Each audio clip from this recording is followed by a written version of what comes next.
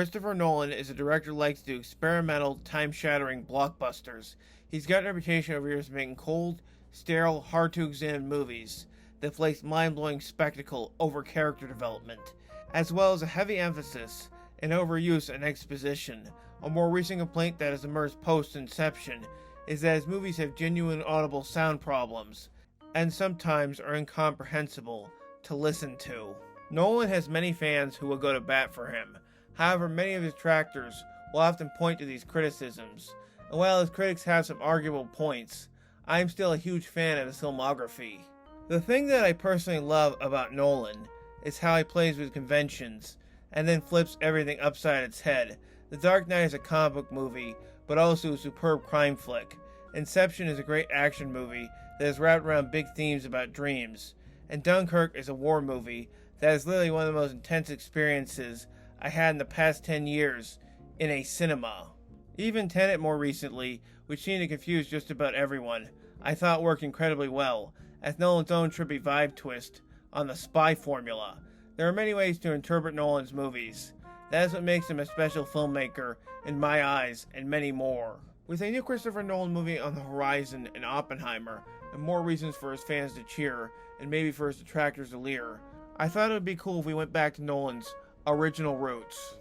While he obviously broke out with 2000's warped memory thriller Memento, as is often the case with filmmakers starting out, the path of Nolan becoming the biggest and most powerful original filmmaker in the industry was not an immediate easy one.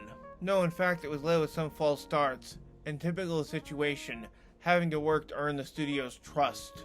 Bridging the mind-blowing low-budget art house hit Memento, and the big-budget superhero dark reinterpretation Batman Begins, there's one Nolan movie that often gets left out of conversation when it comes to discussions of his work and career, but I think in the context of his filmography, is absolutely fascinating to discuss. That's 2002's Insomnia. Before we get the discussion properly, please remember to like and hit that subscribe button. Also, check out my channel at dansden.net. Anyway, this is a buckling up that'll put you right to sleep. 2002's Insomnia is a psychological crime thriller directed by Christopher Nolan and starring Al Pacino and Robin Williams. It is a remake of a 1997 Norwegian thriller that starred Stellan Skarsgård. Insomnia is basically a cat-and-mouse cop thriller. Al Pacino and his partner go to Alaska to solve a murder mystery. When Pacino's partner is killed in an apparent accident, brought upon by his own gun, he comes face to face with Robin Williams, disturbing odd crime writer Walter Finch, who may have tricked Pacino into pulling the trigger. While it's easy to say that the film might be Nolan's most basic for hire work, according to most reports, he was actually pursued to do the project before Memento had been released. When that film became an unexpected smash though, with the help of executive producer Steven Soderbergh, he was brought back to the Insomnia remake project immediately. With this in mind, it's easy to claim that Insomnia is both somehow a not-so-typical Nolan movie and maybe the most typical film he's done. Retaining the entire crew from Memento, it contains several of his favorite elements of storytelling and filmmaking, from the opening placed almost immediately after the credits, of a long shot of Pacino's bloody hands, to a dreary atmospheric location and vibe, aided by Wally Pfister's brilliant cinematography, which perfectly captures the cold exterior of Alaska, the film's perpetual fog of doubt. On that same thought though, Insomnia also stands out in Nolan's filmography in a lot of ways. It's the only film he doesn't have a screenplay credit for, though he apparently had his hands involved in rewrites. It's the only direct remake he ever made, and excluding his debut Following, it's his only major feature film to not receive a single Oscar nomination. When people mention that Al Pacino and Robin Williams star in a film directed by Christopher Nolan, there are a lot of people who go, "Wait, what?" Even though the film was a relative success, seen by plenty of moviegoers, wedged between Memento and Batman Begins, it's easy to forget about Insomnia altogether. Does that make it a bad movie? Short answer, no. Insomnia is a completely solid thriller. The original Norwegian film was a psychological detective feature that also played well as a very dark neo-noir. Unlike most other foreign language films, it made sense to give it the American redo, as remove the Nordic setting and you have a lot of the features that make up the bones of a meat and potatoes serial killer film. A remake was immediately optioned. Initially Jonathan Demme was attached to direct, and Harrison Ford was going to star. However, that never happened, Instead, we got the version we did. Warner Brothers, who picked up the English language rights to the film, took a lot of the same ideas from the original, but packaged them down to something that more fits the ideas of what we might consider a stylized crime procedural. It is remarkable how much of a scene-by-scene basis Nolan Company take from the original. At the same time, the Nolan film isn't merely just a copy and paste of the original. It's more of a reinterpretation, his own take on the material. Whereas the original seemed to explore the psychology of the main character more, owing in part to Skarsgård's restrained performance, there are far more scenes of our protagonist actually being haunted by his actions. He has recurring nightmares in bed, and every time he walks, distorted visions continue to appear in his head. The remake has a lot of these elements as well, but because of the need for some level of action, pushes more for the film to be about the confrontation with the killer. The so-called chase, as it were.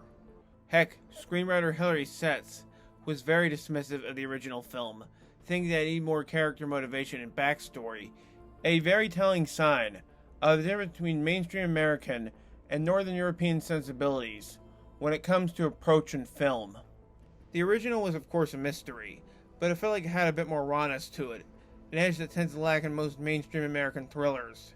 Skarsgård's Ingstrom is far more inherently upfront about his scumminess than Pacino's Dormer, while the rendezvous with the killer in the original is a lot more anticlimactic, because that's not what the film is really about. First and foremost, it's a character study of a flawed individual, haunted by his past actions. The actual violence, while not exactly spilling at the top with blood, is a lot more overt than the 2002 version. The death of the partner is shown in far more gruesome detail. Due to the inherent changes that come with setting the movie in the middle of America, the 2002 version might not stand out as much, but what Insomnia lacks in supposed originality, it more than makes up for it in atmosphere and tone. It's a typical murder mystery, with all the trappings that come with that. Nolan makes it more evocative, and the audience becomes more involved with the mystery as a whole. There are suspects, clues, and twists and turns that you'd expect from the genre. However, what I think I really appreciate about this movie is how it just throws all that pretense out the window. Like other good serial killer related thrillers, like Seven and Silence of the Lambs, it becomes pretty evident early on who did it. The movie's entertainment and big moments come more from the showdown between the killer and the detective, more so than the actual mystery itself. In addition, the movie makes some ingenious, out-of-left-field casting decisions that actually works well to its benefit. 2002 was a dark year for Robin Williams. After years and years of doing what critics kept calling saccharine dramedies, audiences had finally grown tired of his shtick.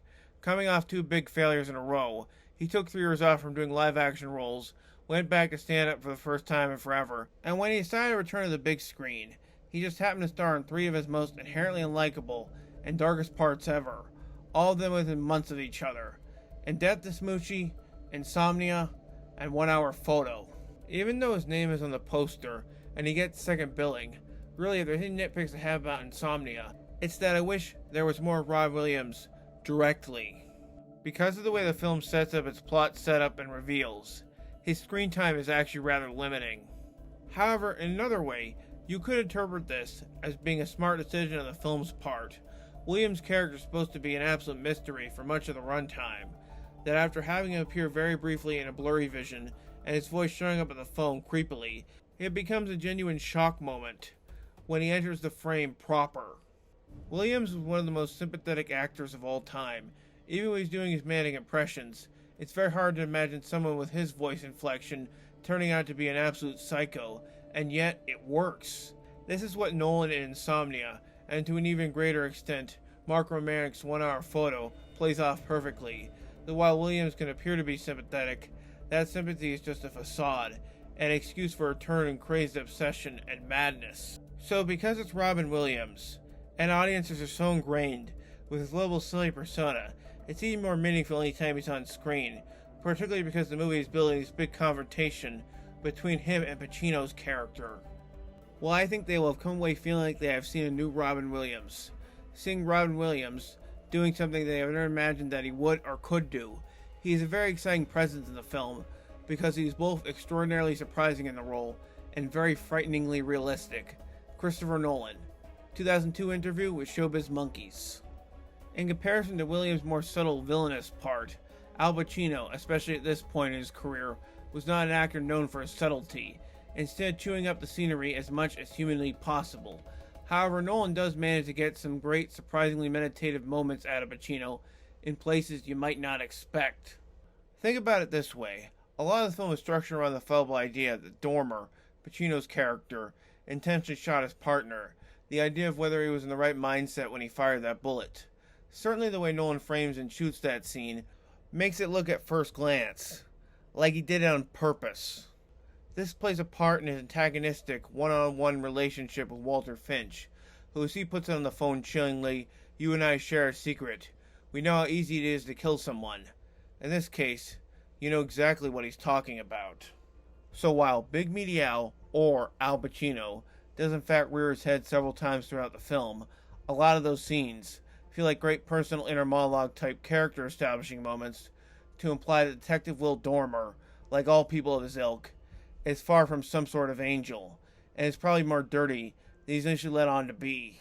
It works so well because it's a conflict of competing personalities, but also because of a production schedule that at best could be described as rushed. Nolan directs the performers in such a way that they are essentially being allowed to experiment. This whole improvisational style of acting might seem odd for a movie like Insomnia, and sure, in the wrong hands, this could absolutely be a huge calamity. But with the way the movie sets up its progression, it actually makes sense to let Pacino and Williams play off each other, particularly if you watch it in the context of Williams' hack author Finch, revealing his ultimate endgame to Dormer. That scene is more believable, because you know the two different styles of acting are going off each other hard, and it actually makes it kind of fun. This is why Nolan was smart to let the actors do their own thing on this particular occasion and film. However, this was also earlier on in his career, I'd have to imagine he was pretty much willing to do whatever he could to deliver a product that people would like, and would also lead him to be given as much artistic control as possible. This movie still has many of Nolan's problems. As mentioned before, there are numerous moments of exposition, though those are at least punctuated somewhat by attempts at witty banter or brief character interactions. The movie could theoretically use more of these, because it's very dry and focused primarily on its plot. Dormer will sometimes talk about his personal life, but then every time he does, it's immediately interrupted by a plot point progression in the mystery. This isn't a character drama, it's an attempt at a gripping thriller with a psychoanalysis vibe. Those also coming in expecting strong female characters from Nolan are sure to be disappointed. Unfortunately, Hilary Swank tends to have the brunt of the film's worst moments. It's not even necessarily her performance or anything. It's more the character style with some of the film's least effective material, and isn't given as much ado relative to the other two stars. If you remove the Swank part, it probably wouldn't change a single thing about the overall effectiveness of the story. Insomnia is a movie that's easy to call slow or relatively subdued, especially in comparison to later Nolan movies, which try their best to be as big and in your face as possible, and maybe that's part of the reason it's been forgotten. A lot of people, for one reason or another, tend to rate this towards the bottom of their Nolan rankings. The only one that tends to rank below it is his debut, Following. I too was guilty of this initially, and while I would still have Insomnia near the bottom, I don't think it's a movie lacking worth. In fact, there's a lot to appreciate about it. It's just not a lot of it that I picked up on initial viewing. One of the great things about this film is the way it builds up and up. There are so many different layers to pick from here. Yes, for the first 20 or so minutes, there's a lot of talking and walking in rooms, trying to establish character setups and payoffs. However, once the actual mystery kicks in, at around the 26-minute mark, the movie punches its weight, quite a few notches up, to become a really solid serial killer murder mystery, aided by Christopher Nolan's effective early directing. The interesting thing about Insomnia is that I think there's a case to be made that in some alternate universe, Nolan could have directed more modern, experimental, mid-budget thrillers, a la David Fincher or something. Instead, as it turns out, the movie gods had other plans for him. In fact, it was a complete accident when Nolan got the job to reboot Batman, as prior to that he'd been playing a Howard Hughes biopic starring Jim Carrey. That project got the kibosh when Scorsese decided to make The Aviator with Leonardo DiCaprio. That, however, turned out to be a mistake in disguise for Nolan, as instead of making his dream biopic with a script he deemed the greatest he ever wrote. Insomnia would instead be a test run for his now broken relationship with Warner Brothers, as the studio had been struggling to get a Batman origin movie off the ground, including famously a rejected Batman Year One pitch by Darren Aronofsky. When Nolan expressed some interest in the project, they immediately scooped him up, and he got to working on this Batman film. The Year One movie, which evolved into Batman Begins, led Nolan down the big-budget blockbuster road that we all associate with him nowadays. Nolan is one of the biggest directors working today, so I doubt he's unhappy about not making more Insomnias.